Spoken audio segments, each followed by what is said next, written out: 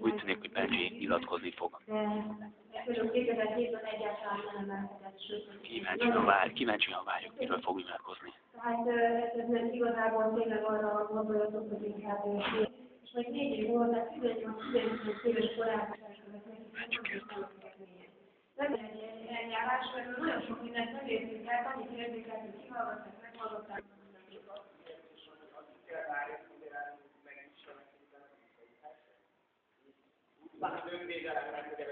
Ahogy rád nézek, téged senki nem fog megérteni.